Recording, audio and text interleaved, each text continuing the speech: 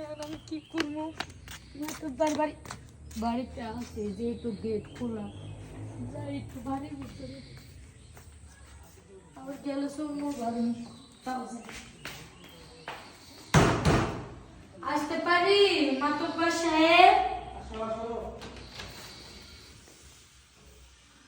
মাতব্বর কাকা, হ্যাঁ, একটা সমস্যা হয়ে গেছে। কি সমস্যা সে?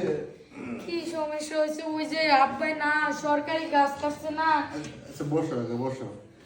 সরকারি গাছ কাটছে, তার জন্য না পুলিশে না আব্বারে ধরে নিয়ে গেছে। মায়েও থানায় গেছে, ছাড়বো না বলে কয় তোমাকে ইসে মাতব্বরে নিয়ে হোগা। তোমার আব্বুর নামটা কি? তোফাজ্জল? হ্যাঁ, ও, ও তো প্রায় প্রায় গাছ কাটে। আমি ওর খবরটা দিছি পুলিশের। কি এর জন্য এত বড় সর্বনাশ করতেন আমার বাবার? আমার বাপে ছাড়া আমাকে খোয়াই ফুকি না, আমাকে তো গরিব মানুষ আমরা। আহা, সরকারি গাছ, কোনো ব্যক্তির গাছ না তো। এখন সেগুলো কাইটা সাফ করে রেখেছে। আমি মাতাব্বর হিসেবে তো একটু দেখার দরকার, বুঝছো? প্লিজ আপনি দুইটা হাত জোর করে কই আমার বাবারে সাইরে দিতে কোন। হ্যাঁ, তোমার বাপের পুলিশে ধরে নিলে তুমি যে আমার কাছে আসবা এটা আমি জানি। তোমার বাড়িতে আমি সেদিন গেছিলাম, তোমার দিকে তাকাইয়া নিজেরে কন্ট্রোল করতে পারি নাই। বাড়িতে এসে শুধু ভাবছি যে কিভাবে পাখিকে আমি কাছে পাবো। কি পাখি কে কাছে পাবেন মানে? তুমি তো পাখি। শোনো, এখন তোমার আব্বার ছাড়াই না পথ একমাত্র আমারই আছে।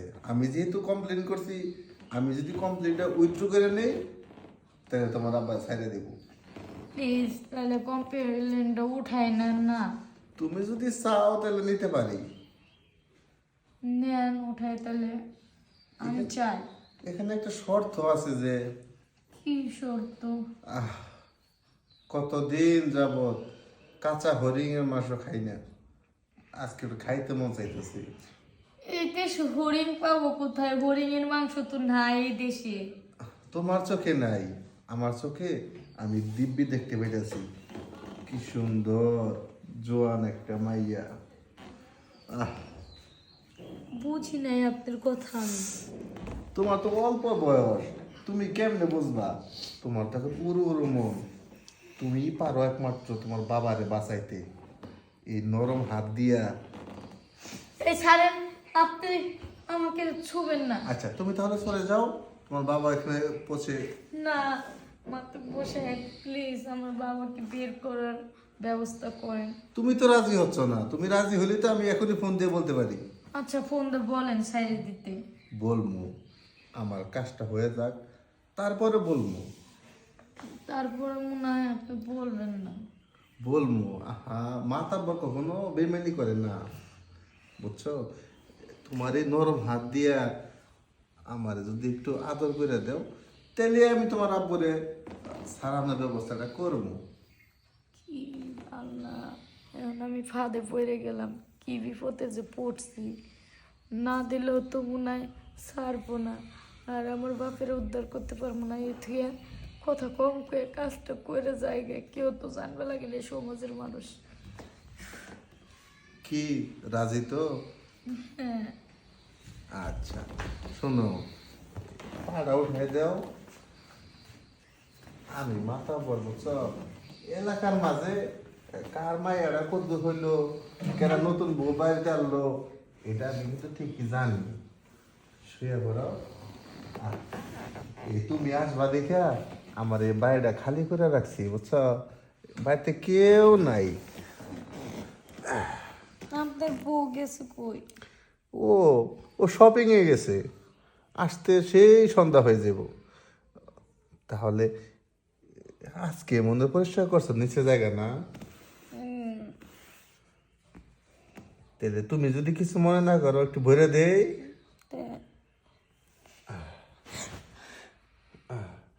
আসতে দেন। কে তোমার কি কষ্ট হইতেছে? হ্যাঁ, এই তো, আর তো কষ্ট হইব না, এই তো। ও বাবা গো।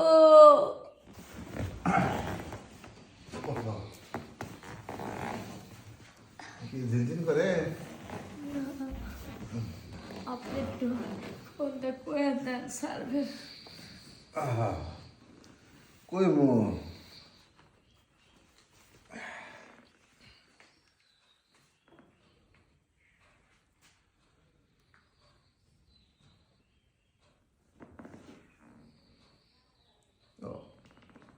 পারভেজ সাহেব, জি।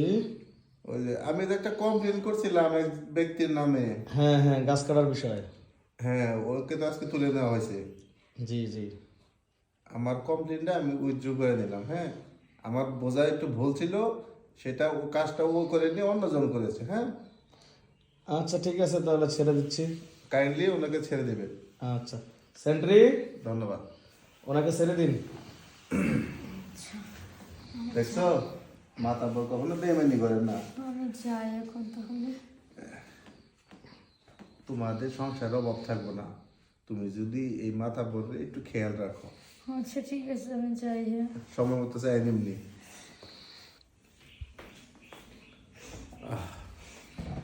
কচি মুরগি কি স্বাদ লাগে, যে খায় সেই বুঝতে পারে।